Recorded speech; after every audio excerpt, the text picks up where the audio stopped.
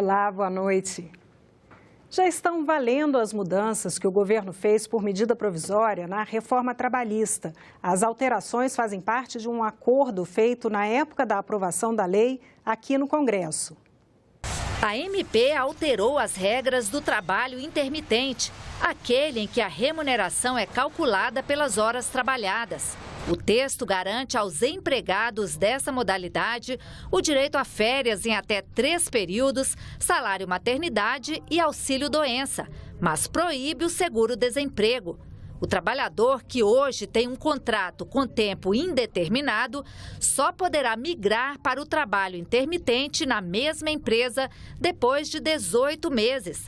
A regra vale até 2020. Grávidas e lactantes, pela lei aprovada, poderiam trabalhar em locais insalubres. A proibição era só para funções de grau máximo, como operar raio-x e lidar com pacientes com doenças contagiosas. A medida provisória só permite o trabalho das gestantes em locais com insalubridade de grau médio ou mínimo, se for da vontade delas, e desde que apresentem um laudo médico com autorização. Mudanças também nos contratos que prevêem jornada de 12 horas de trabalho por 36 de descanso. Pelo texto anterior, essa jornada poderia ser negociada diretamente entre trabalhador e empresa. A MP prevê negociação coletiva. O texto editado pelo governo muda ainda o cálculo dos valores a serem pagos em casos de condenação por danos morais. No texto aprovado pelo Congresso, o parâmetro era o próprio salário do trabalhador. A MP leva em conta os valores dos benefícios pagos pelo regime geral da Previdência. Como as mudanças foram feitas por medida provisória, elas já estão valendo. A partir de agora, o Congresso terá até 120 dias para aprovar, mudar ou rejeitar os ajustes feitos pelo governo. É preciso estabilizar definitivamente essa questão da reforma trabalhista. Porque senão ninguém vai assinar carteira esperando o que vai acontecer daqui a... Um projeto de lei demora 90, 120 dias para ser aprovado. Então ficaria essa pendência. Como a medida provisória entra em vigor de imediato, eu acho que está pacificado de uma vez por todas e definida a nova lei trabalhista no Brasil. Desde o último dia 6, especialistas de todo o mundo estão reunidos em Bonn, na Alemanha, para a Conferência do Clima da ONU, a COP23. O encontro, que vai até amanhã, conta com a participação de vários senadores e vai discutir as formas de implementação do Acordo de Paris, fechado em 2015. A repórter da Rádio Senado, Paula Groba, acompanha a comitiva de senadores e conta como foram os discursos de Emmanuel Macron, presidente da França, e Angela Merkel, chanceler alemã, na COP23. Emmanuel Macron e Angela Merkel reforçaram a agenda emergencial de ações contra a mudança do clima. Macron cobrou agilidade na definição da precificação do carbono para taxar empresas emissoras de gases de efeito estufa. Ele apostou no valor de 30 euros a tonelada do CO2. Em seguida, a delegação de parlamentares ouviu sugestões de representantes de vários segmentos da área ambiental em um evento pioneiro na COP23 do Congresso Nacional.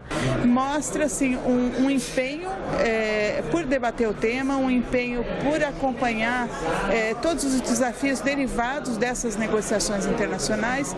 E o que eu gostaria, assim, de destacar é a questão do esforço deles de refletirem o que está sendo debatido aqui para as próprias demandas internas do parlamento. Então, tentar identificar o que eles podem fazer no parlamento para ajudar a implementação do Acordo do Clima. Esses deputados e senadores que vieram aqui estão vendo aqui, estão tendo uma espécie de aula ao vivo das preocupações do mundo com as mudanças climáticas, das preocupações do mundo com o desequilíbrio ambiental, da importância do Brasil, por exemplo, acabar com o desmatamento, que é o principal fator que provoca as emissões do Brasil. E isso daqui é uma espécie de lição ao vivo, porque aqui sim você experimenta, você vê a importância que o mundo está dando a esse tema. A edição da MP 795, que rendeu ao Brasil o título de Fóssil do Dia, por estimular a produção de combustíveis fósseis, foi um dos assuntos. Vários convidados pediram a derrubada da MP, que dá incentivos fiscais a empresas de petróleo e gás. Após o encontro, parlamentares informaram que vão reunir em um pacote de medidas os principais projetos que são considerados urgentes para a área ambiental. Os parlamentares firmaram um compromisso de levar o pacote de medidas aos presidentes da Câmara e do Senado. A ideia é aprovar as medidas até o final do ano. Esse tema de combater a mudança climática nos une a todos de maneira suprapartidária. Eu fiquei muito contente de ter apresentado essa sugestão e especialmente com o resultado, que agora nos leva a ter uma agenda de cumprimento do Acordo do Clima assinado em Paris pela Câmara e pelo Senado de maneira suprapartidária. Foi o que nós assumimos hoje aqui. E os desafios para cumprir o Acordo de Paris foram tema de entrevista com o consultor Habib Frache. Ele é especialista em direito ambiental e conversa com a jornalista Dinalva Ferreira. Mais uma vez, quase 200 países reunidos numa conferência do clima. O que esperar da COP23, Habib? O objetivo principal dessa conferência é regulamentar as regras do Acordo de Paris. Todas essas nações aderiram a esse acordo. Contudo, para que ele seja implementado, várias regras precisam ser regulamentadas. E esse é o objetivo principal dessa conferência. Quais são os desafios, os principais desafios do Brasil para cumprir os compromissos feitos no Acordo de Paris? O Brasil assumiu um compromisso bem desafiador, porque a meta brasileira inclui zerar o desmatamento ilegal até 2030, o que é uma tarefa extremamente complexa, considerando a incerteza fundiária na Amazônia, principalmente. Além das taxas de desmatamento que nós observamos, por exemplo, no Cerrado. Outras metas que o Brasil assumiu, por exemplo, na área de energia, que é aumentar a participação de biocombustíveis, sobretudo com a inserção de biocombustíveis de segunda geração, também é uma meta muito complexa, que é uma tecnologia ainda em desenvolvimento. Sob o aspecto de recuperação de pastagens degradadas, quer dizer, a área mais ligada à agricultura, a meta é de 15 milhões de hectares e também de restauração de florestas degradadas, áreas de preservação permanente, reservas legais, que são obrigações associadas ao Código Florestal, também uma meta bem desafiadora de 12 milhões de hectares. Quer dizer, são metas bem ousadas. Você acha que o Brasil tem como cumprir essas metas? Eu acredito que é possível cumpri-las. Contudo, o Ministério do Meio Ambiente, inclusive, ele está desenvolvendo a estratégia nacional para cumprimento da meta brasileira, da contribuição nacionalmente determinada do Brasil. Isso vai ser aberto à consulta pública. Contudo, nós temos sérios limites orçamentários para o cumprimento dessas metas, né, porque exige um aparato institucional, de pessoal e orçamentário. E, além disso, nós temos algumas questões muito complexas em relação à regulação econômica de algumas atividades.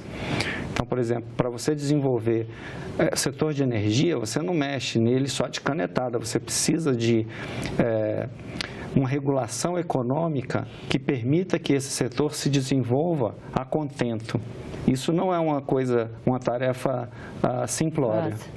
Agora, tem um projeto aqui no Senado, do projeto do senador Jorge Viana, que inclui as metas do Acordo de Paris na política nacional de mudanças climáticas.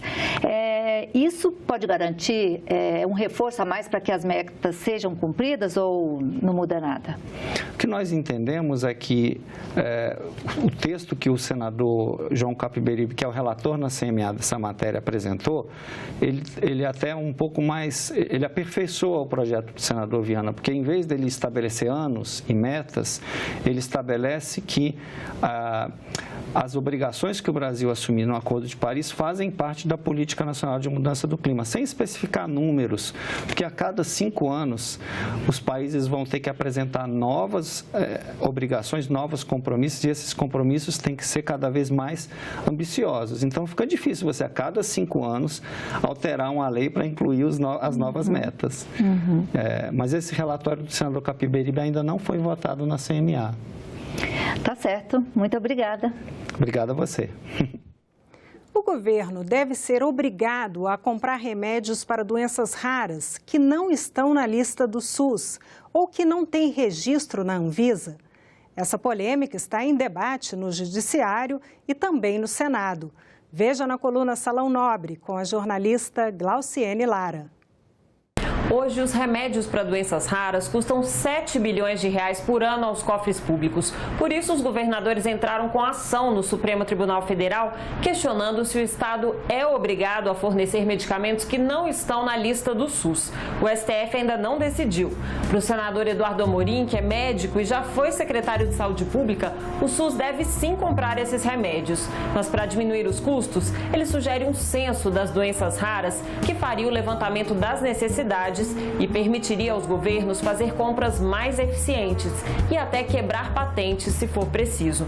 Amorim, que também é líder do Bloco Social Democrata, minimizou a divisão no PSDB sobre se o partido deve sair do governo. Segundo ele, a discussão atual é se o PSDB fica ou não com ministérios. O partido tinha 4: Relações Exteriores, Cidades, Direitos Humanos e a Secretaria de Governo.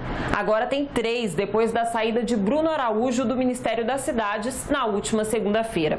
A expectativa no meio político é que o PSDB, que é o principal aliado do governo Temer, se posicione até a Convenção Nacional no dia 9 de dezembro. É uma decisão do partido, mas eu acho que de forma nenhuma o partido pode abrir mão de ajudar o país a atravessar esse momento tão difícil. E a lição, eu acho que fica para todos nós brasileiros, e todas essas crises que estamos atravessando, crise fiscal, crise econômica, crise ética, moral, é a seguinte: o voto realmente não tem preço. O programa Salão Nobre vai ao ar hoje às 8 da noite. E no programa Argumento, o senador Sérgio de Castro, que assumiu a vaga do senador licenciado Ricardo Ferraço, fala dos planos para o mandato, defende as reformas trabalhista e da Previdência e uma melhor gestão do Estado. O meu sonho é que a gente tivesse uma secretaria da despesa com a mesma eficácia que nós temos a Secretaria da Receita, que nós tivéssemos uma Secretaria da Despesa que realmente conseguisse eliminar desperdícios, melhorar a qualidade da aplicação dos recursos dos impostos que são arrecadados. A entrevista completa você assiste no programa Argumento, que começa daqui a pouquinho, logo depois do Senado Notícias. E nós ficamos por aqui. Você pode rever as reportagens desta edição na nossa página na internet, senado.leg.br/TV.